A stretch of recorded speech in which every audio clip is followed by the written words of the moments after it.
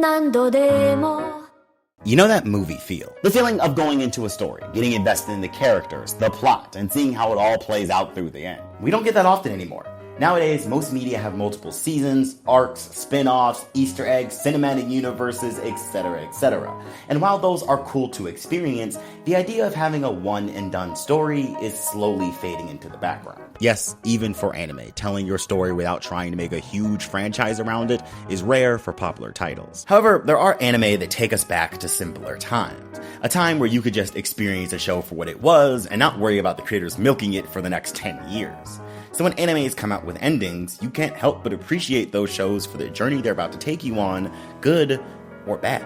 And I don't know about you guys, but from my experience, it's been mostly good. Anime one-and-done stories that have a clear yet thought-provoking message, like Pluto's message on humanity and what it means to be human, or Dead Demon's message on corrupted humanity and how far absolute love will take you. Watch both of these shows, trust me. But recently, there has been this one anime that seemingly came out of nowhere, took this thought-provoking way of storytelling, and ran with it all the way to the stars and back. In my last video, I talked about how Zenshu took us back to the good old days of Isekai, and now I feel like Orb, on the Movements of the Earth, take us back to the good old days of anime storytelling.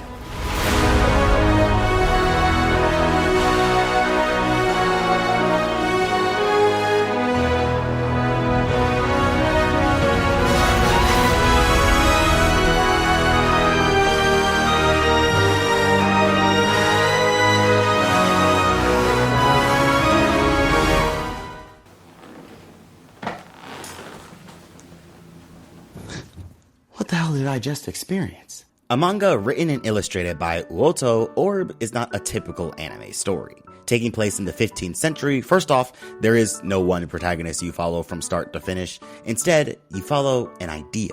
The theory of heliocentrism, the astronomical model we use today that places the sun at the center and the planets orbiting around it. This, at the time, blasphemous idea goes against the teachings of the church and impacts the lives of several people. The arcs, if you can even call them that, are structured as moments in time, before this theory became widespread and the forgotten people who made that happen. This anime is not historically accurate, by the way, nor was it ever meant to be. It's the internet, so I have to say this. But you never follow a single character for long. In the span of 3 episodes, the cast of this show can drastically change, but the impact of the character you were watching prior can still be felt. And that's because the point of this show isn't really to bond you to the characters, and it isn't really to tell a compelling story, although it does both those things very well. The point of Orb is to get you thinking. Ideology is immortal. You can kill the person, but their ideas and impact will live on forever. And it's through this fact that Orb tells its story.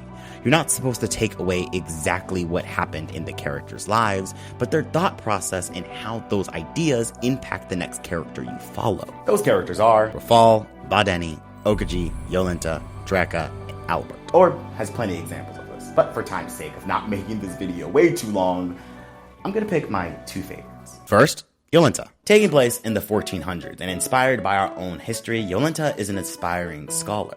However, she's a girl. And if you think misogyny is bad now, this time period is saying hold my beer, because it was way more culturally accepted then. We watch the men around her take credit for her work, leave her out of important meetings, and tell her over and over again to essentially know her place. So what about her story is supposed to get you thinking? Is it that you shouldn't judge someone based on their genitalia and treat people like people?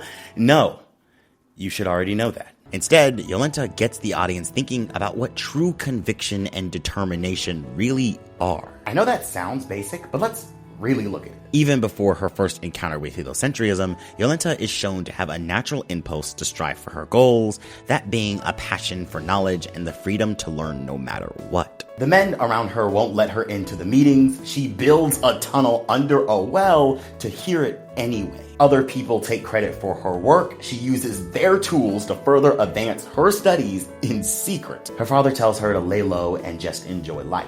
And she ends up trying to prove a theory that can fundamentally change the religious system they live under. The church deems the truth punishable by death, and she kills someone for the first time. A lot of us talk the good talk. It's easy to say never give up. follow your dreams, and any other motivational line. But when life throws the hard punches at you, it's human nature to try to avoid getting hurt again. Even when on the other side of that pain could be the exact goal you've been striving for this entire time. Yolenta is not an all-around good person. The message isn't to follow in her footsteps, but instead a look at what real burning desire can do to a person. It can take a shy and meek girl and turn them into one of the most complex characters within the series. And it's to the point where Yolenta herself can't even say she's all that different from the church she's been fighting. But the freedom to ask that question in the first place has made it all worth it for her. But was it? Is an endless burning desire truly a good thing? Is it a bad thing? Something to think about. Second, Rafal. I know, I said I would talk about my two favorites, but out of all the characters we follow, I can't really say that Rafal is my favorite. That spot is reserved for Yolenta and Badani. If you've seen the show, you know about my man's Badani. Rafal is without a doubt the most impactful character in this series. Being the first character we follow, he starts the story off not wanting to be in it. His plan is to follow the rules of society and live a peaceful and successful life, but of course that doesn't happen when he is introduced to heliocentrism. A boy who already loved looking at the stars was introduced to a world-changing theory.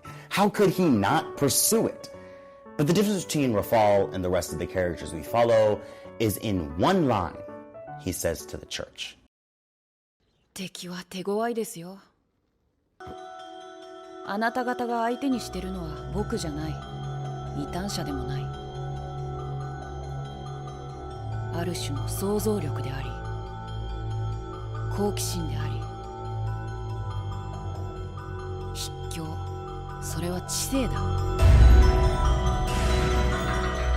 I stated it earlier in the video, but at its core, this is what Orb is all about. This is what Orb wants you to ponder for yourself. How far can ideas really go? Rafal is just a child. The church hasn't outnumbered 1,000,000 to 1. More people follow the teachings of the church and don't even know what heliocentrism is.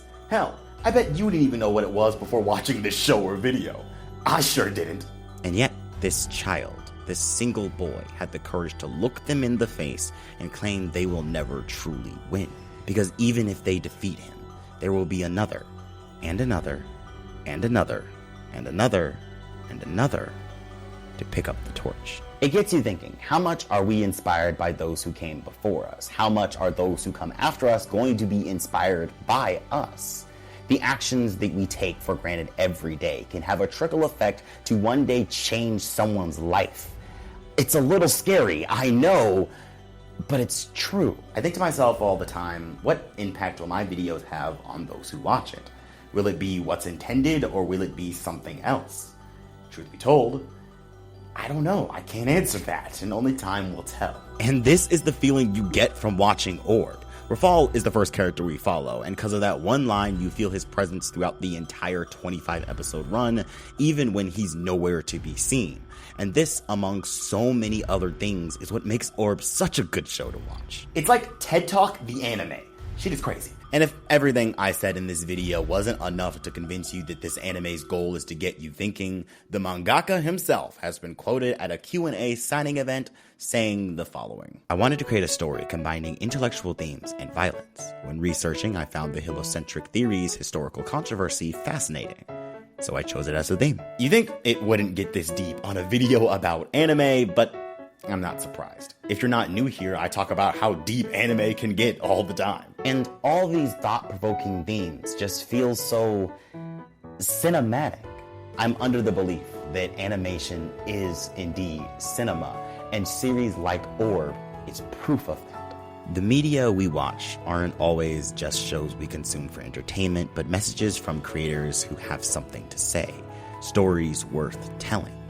Orb isn't just an historical fiction about heliocentrism, but an exploration of the human psychology through several different characters. And yes, that is entertaining as fuck. But like I've been saying this entire video, it gets you thinking, doesn't it? Hey guys, let me know your thoughts on Orb if you've seen it. If you haven't seen it, hopefully I convince you to go watch it. Trust me, you won't regret it. But thank you so much to our patrons for support, and don't forget to like and subscribe for more videos like this. Follow us on socials because we stream, and as always, my friends, thank you so much for watching. I'm RJ Lane, and this has been On the Rise.